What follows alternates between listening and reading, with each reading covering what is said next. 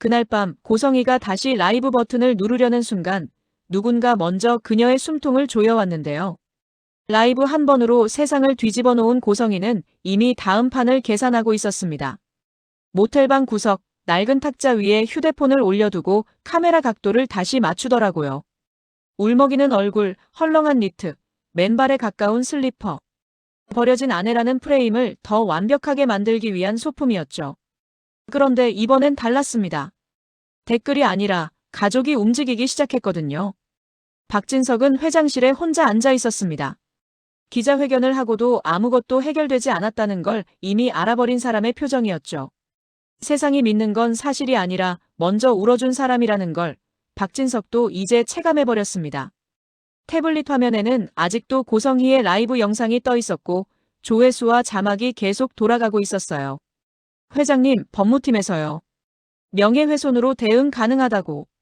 비서실장이 조심스럽게 말을 붙였지만 박진석은 손을 들어 올려 끊었습니다. 그만. 지금 내가 뭐든 하면 또 내가 가해자로 보이겠지. 비서실장이 숨을 삼켰습니다. 박진석이 이런 말을 하는 걸 처음 들었거든요. 늘 세상 위에서 세상은 내 편이라고 믿고 살던 사람이었는데요. 그때 회장실 문이 열렸습니다. 박성재가 들어왔죠. 박성재는 한 발 멈춰서서 박진석의 얼굴을 먼저 확인했습니다. 화가 난 얼굴인지, 폭주하려는 얼굴인지, 아니면 무너져버린 얼굴인지. 박진석이 먼저 입을 열었습니다. 너도 봤냐? 그 영상. 박성재는 고개를 끄덕였습니다. 봤어요. 그리고 댓글도 봤고요. 박진석이 비웃듯 웃었습니다. 사람들이 내 인생을 30초짜리 눈물로 판단하더라. 참 쉽지? 박성재는 잠깐 입술을 깨물더니 회장실 안쪽으로 들어왔습니다. 그리고 의도적으로 태블릿을 꺼버렸어요. 아버지, 지금은 아버지가 직접 싸우면 안 됩니다. 박진석의 눈빛이 날카롭게 변했습니다. 뭐? 내가 당하고만 있으라고? 박성재가 낮게 대답했습니다. 고성희가 노리는 게 그거예요. 아버지가 화를 내고 강하게 대응하고 법으로 누르고 그 순간 다시 재벌의 폭력 프레임으로 가요. 아버지는 지금 반응하는 순간 지는 구조예요. 박진석은 말문이 막혔습니다. 너무 싫은데 너무 맞는 말이라 더 싫었죠. 박성재는 숨을 길게 내쉬고 덧붙였습니다. 그래서 이번엔 우리가 막아야 해요. 아버지가 아니라. 박진석이 잠깐 흔들리는 눈빛을 보였습니다. 우리가? 그 말이 끝나기도 전에 다시 문이 열렸습니다. 이수빈이 들어왔습니다. 여기까지 올라오는 동안 얼마나 결심을 했는지 얼굴이 이상하게 담담하더라고요. 담담한데 눈은 흔들리고 있었고요. 이수빈은 인사도 생략하고 박진석에게 바로 말했습니다. 회장님, 제가 먼저 할게요. 박진석이 당황한 얼굴로 이수빈을 봤습니다. 너 지금 무슨 소리야? 이수빈은 손에 쥔 파일 하나를 책상 위에 올렸습니다. 성재 오빠한테 들었어요. 지혁 오빠에게도 은우 언니 내용을 들었고요. 자료는 회장님께 충분히 있으시잖아요. 그거 저한테 주세요. 제 채널에서 자료 가지고 반박하는 것으로 해보고 싶어요. 그쪽도 먼저 유튜브 채널로 한 거니까 저희도 똑같이 대응하는 거예요. 그냥 감정 싸움이 아니라 하나하나 팩트로 사람들에게 알리는 게 좋을 것 같아요. 박성재가 이수빈을 바라봤습니다. 수빈아, 너 이거. 이수빈은 박성재를 보며 짧게 웃었는데요. 오빠, 이번엔 오빠가 아버지를 지켜줘. 그 말이 회장실 공기를 바꿔버렸습니다. 박성재의 표정이 확 변했거든요. 그동안 박성재는 늘 침묵으로 버텨온 사람이었습니다. 아버지를 지킨다는 명목으로 사실은 아무것도 하지 못하고. 그런데 이수빈이 그 침묵을 깨버린 거죠. 박성재가 낮게 물었습니다. 너 어디까지 하려는 거야? 이수빈은 숨을 한 번 고르고 말했습니다. 고성희가 원하는 건 회장님이 폭주해서 같이 무너지는 그림이에요. 근데 회장님이 폭주하지 않도록 누가 붙잡아야 하잖아요. 오빠가 할 수 있죠. 오빠가 아버지를 막아줄 수 있잖아. 박진석이 천천히 의자에 기대며 두 사람을 번갈아 봤습니다. 박진석은 자식이 아니어도 알았습니다. 이수빈이 지금 박성재를 흔드는 건 정애 때문이 아니라 가족을 살리려는 본능이라는 걸요. 그 순간 또 다른 사람이 회장실에 들어왔습니다. 박영라였죠. 박영라는 늘 고성희의 딸이었지만 고성희의 사람이었던 적은 거의 없었습니다.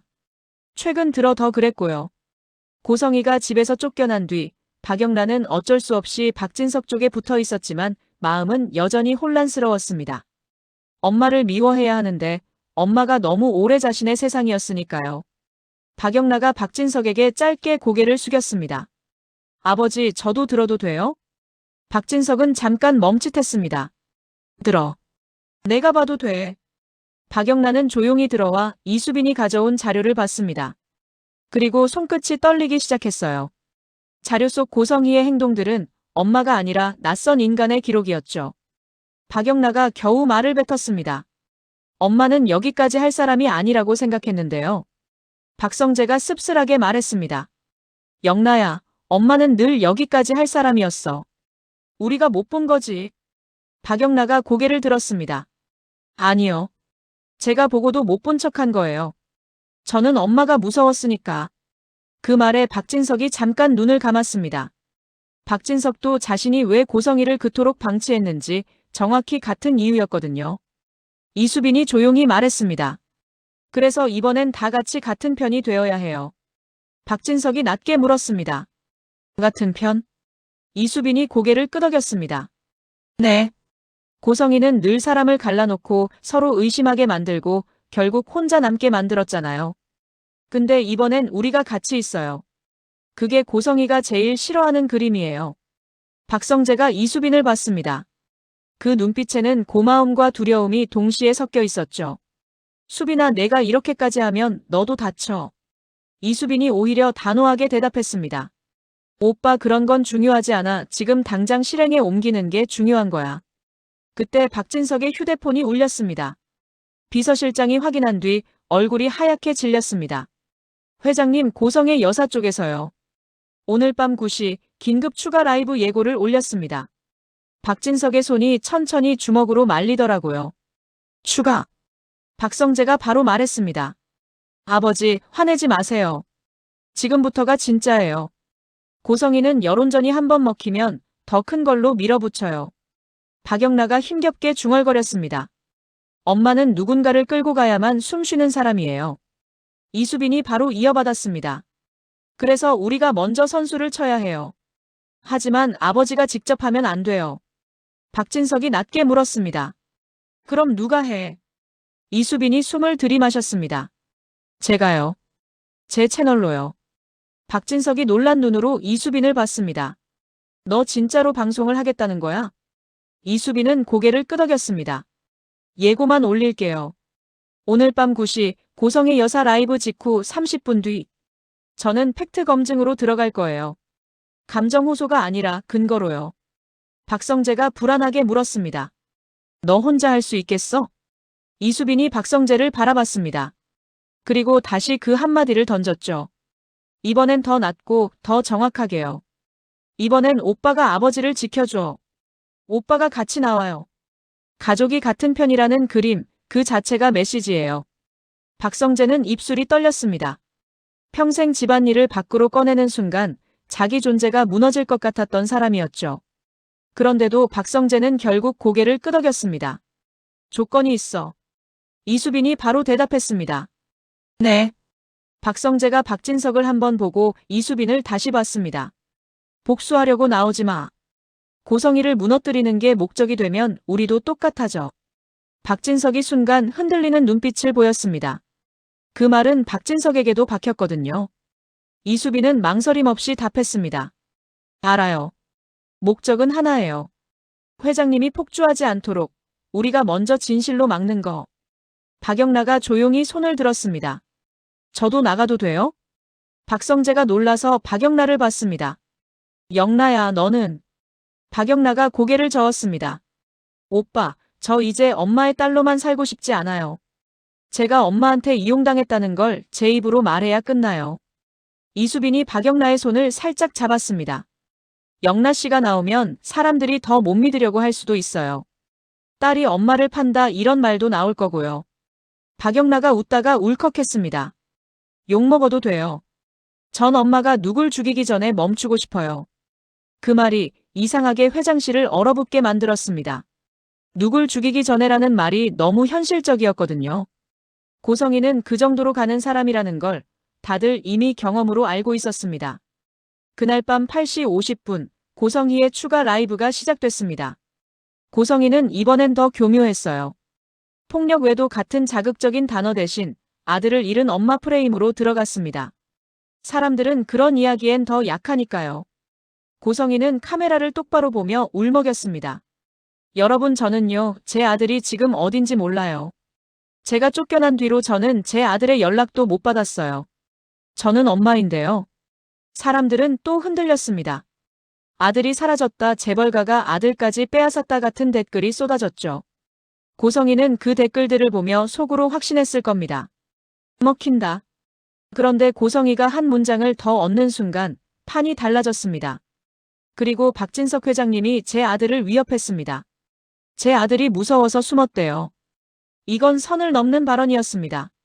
박진석이 자리에서 벌떡 일어나려 했습니다. 정말로 폭주하려고 했죠. 저 미친.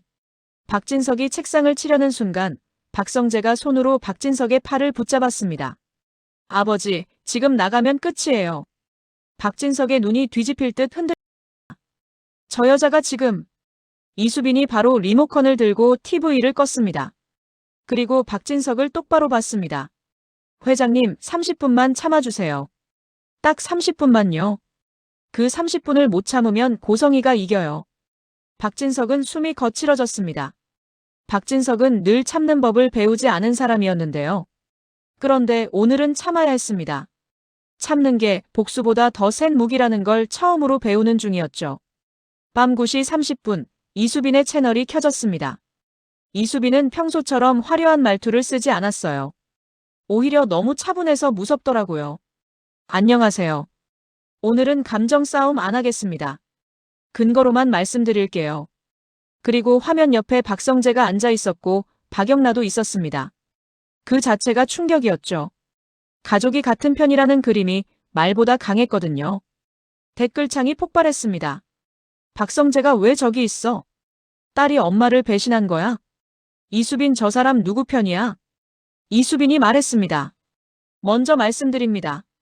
박진석 회장님은 오늘 이 방송에 나오지 않습니다. 그 이유는 단순해요. 회장님이 직접 나서면 또 권력의 폭력으로 해석될 수 있으니까요. 그래서 저희가 나왔습니다. 박성재가 마이크를 잡았습니다. 손이 떨리는 게 보였죠.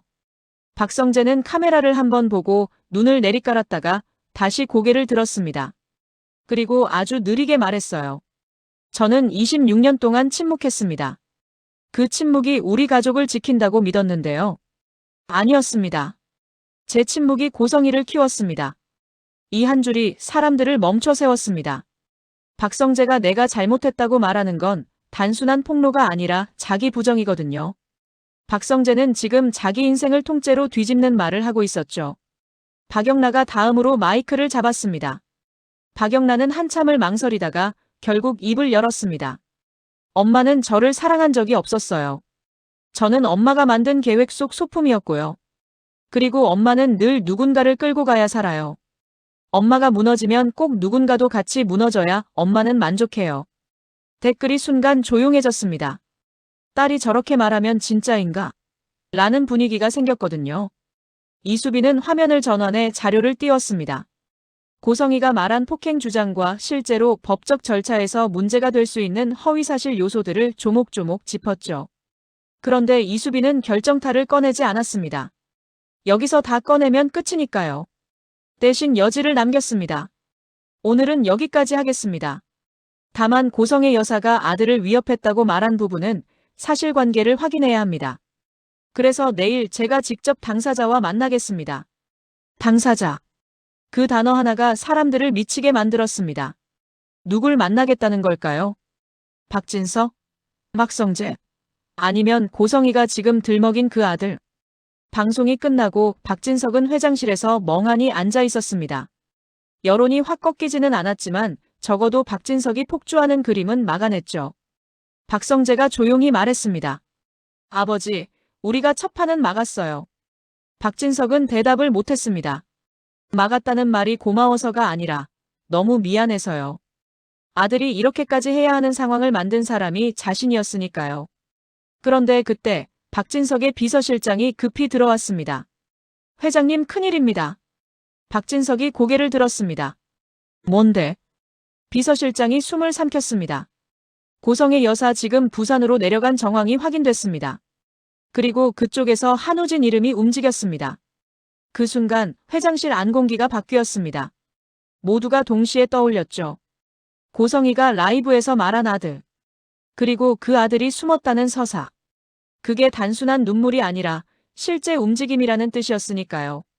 박영나의 얼굴이 하얗게 질렸습니다. 엄마 우진이한테 가는 거예요? 박성재가 바로 말했다가 멈췄습니다. 박성재도 알고 있습니다. 고성이는 지금 가진 게 없습니다. 돈도, 집도, 지위도. 그런 사람이 마지막으로 붙잡는 건 딱 하나죠. 자기 아들. 박진석이 낮게 말했습니다. 고성이는 끝까지 우진이를 도구로 쓰겠지. 이수빈이 단호하게 말했습니다. 그럼 우리가 우진 씨를 지켜야 해요. 박진석이 이수빈을 봤습니다. 우진이를 지키면 또 고성이가 아들을 빼앗았다고 울겠지. 이수빈이 고개를 끄덕였습니다. 맞아요. 그래서 방법이 필요해요. 빼앗는 게 아니라 보호하는 방식으로. 박성재가 숨을 들이마셨습니다. 아버지 이번엔 내가 갈게요. 박진석이 놀란 눈으로 박성재를 봤습니다. 너가? 박성재가 고개를 끄덕였습니다. 내가 가야 해요. 그래야 고성이가 회장님이 사람 보내서 잡았다는 말 못해요. 그리고 우진이는 내 동생이기도 하니까. 박영나가 울컥했습니다. 박영나는 처음으로 가족이라는 단어가 실제처럼 느껴졌거든요. 고성이가 만든 가족이 아니라 고성이를 막기 위해 뭉친 가족. 그게 더 진짜 같았습니다. 그날 밤 박성재는 부산으로 내려갔습니다. 이수빈은 남아 다음 방송을 준비했고 박영란은 박진석 옆에서 계속 휴대폰만 쥐고 있었습니다. 박진석은 아무 말도 못하고 창밖만 보더라고요. 회장이라는 사람도 결국 가족 앞에서는 그냥 불안한 아버지였으니까요. 그리고 새벽 2시 부산에서 연락이 왔습니다. 박성재 목소리가 이상하게 가라앉아 있었습니다. 수빈아 찾았어. 이수빈이 숨을 삼켰습니다. 우진 씨요? 응. 박성재가 잠깐 말을 멈췄다가 이어 말했습니다. 근데 고성이도 바로 앞에 있어. 그 순간 이수빈의 등골이 서늘해졌습니다.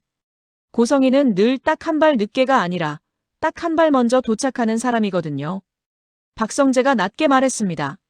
지금 우진이가 고성이를 봤어. 눈이 완전히 흔들렸어. 이수빈이 급하게 말했습니다. 오빠, 무리하지 마. 절대 몸싸움 하지 말고. 그때 박성재의 숨이 순간 거칠어졌습니다. 수빈아 잠깐. 통화가 끊겼습니다. 이수빈은 바로 박진석에게 달려갔습니다. 박진석은 아직 회장실에 있었고요. 이수빈이 숨이 찬 얼굴로 말했습니다. 회장님 부산에서 연락이 끊겼어요. 박진석이 벌떡 일어났습니다. 뭐? 박영나가 바로 울먹였습니다. 오빠한테 무슨 일 생긴 거 아니죠? 이수빈이 고개를 저었습니다. 아니요, 아직은 몰라요. 그때 박진석 휴대폰이 다시 울렸습니다. 이번엔 다른 번호였죠. 박진석이 받자 낯선 남자 목소리가 들렸습니다. 보호자분 되십니까?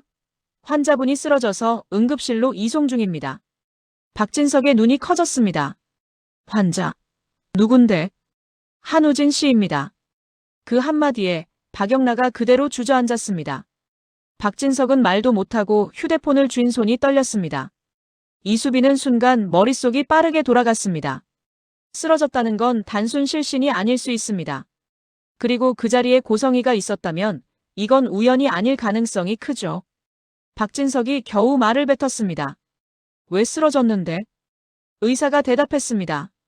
과호흡과 심박 이상이 동반된 상태입니다. 보호자가 필요합니다. 전화를 끊자마자 박진석이 비서실장에게 소리쳤습니다. 차 준비해. 지금 당장 부산 간다. 박성재가 떠올랐고 한우진이 쓰러졌고 고성이가 그 자리에 있었고 이건 가족이라는 단어로 묶여있는 사람들이 동시에 무너질 수 있는 상황이었습니다. 이수빈이 박진석 앞을 막았습니다. 회장님, 지금 가시면 안 돼요. 박진석이 이를 악물었습니다. 지금 내 아들이 쓰러졌는데 내가 안 가. 이수빈이 단호하게 말했습니다. 가시되 폭주는 절대 안 돼요. 회장님이 부산에서 고성이를 만나면 고성이는 그 장면 하나만 찍어서 또 프레임 만들 거예요. 재벌 남편이 아들을 빼앗았다고. 박진석은 숨이 가빠졌습니다. 분노와 두려움이 섞여서 사람이 제정신을 유지하기 어려운 상태였죠. 그때 박영라가 떨리는 목소리로 말했습니다. 아버지, 엄마는 지금 아무것도 없어요. 그래서 우진이까지 잡으려는 거예요. 그걸 우리가 막아야 해요. 박진석이 박영라를 봤습니다. 박진석이 처음으로 박영라의 말을 딸의 말처럼 듣는 눈빛이었습니다. 이수빈이 조용히 덧붙였습니다. 회장님, 우리가 지키려는 건 이미지가 아니에요. 사람입니다. 박성재 오빠도 한우진 씨도 그리고 회장님 자신도요. 고성이는 회장님이 무너지는 순간을 제일 원해요. 박진석은 눈을 감았다가 떴습니다. 그리고 아주 낮게 말했습니다. 알겠다. 결국 고성이는 여론으로 박진석을 무너뜨리려 했고 가족은 복수가 아니라 보호로 박진석을 붙잡았는데요. 그런데 고성이는 마지막으로 한우진이라는 약점을 잡아 가족을 다시 갈라놓는 방식으로 반격을 시작해버렸습니다. 부산 응급실 앞 고성이는 울고 있을 겁니다. 하지만 그 울음은 늘 그래왔듯 진짜가 아니라 붙잡기 위한 울음이겠죠. 그리고 여기서 제일 무서운 질문이 남습니다. 한우진은 왜 쓰러졌을까요? 단순히 몸이 약해서일까요? 아니면 고성이가 도망 못 가게 만들기 위해 일부러 만든 상황일까요? 게다가 박성재는 지금 어디 있을까요? 고성이와 한우진 사이에서 박성재는 어떤 선택을 했길래 연락이 끊겼을까요? 그리고 마지막으로 박진석이 폭주 안 한다고 했는데요. 응급실 문이 열리고 고성이가 그 앞에서 또 한 번 피해자 얼굴을 꺼내는 순간에도 박진석은 정말 끝까지 참을 수 있을까요? 다음 예고편을 또 기대해주세요. 항상 좋아요, 구독까지 부탁드려요. 감사합니다.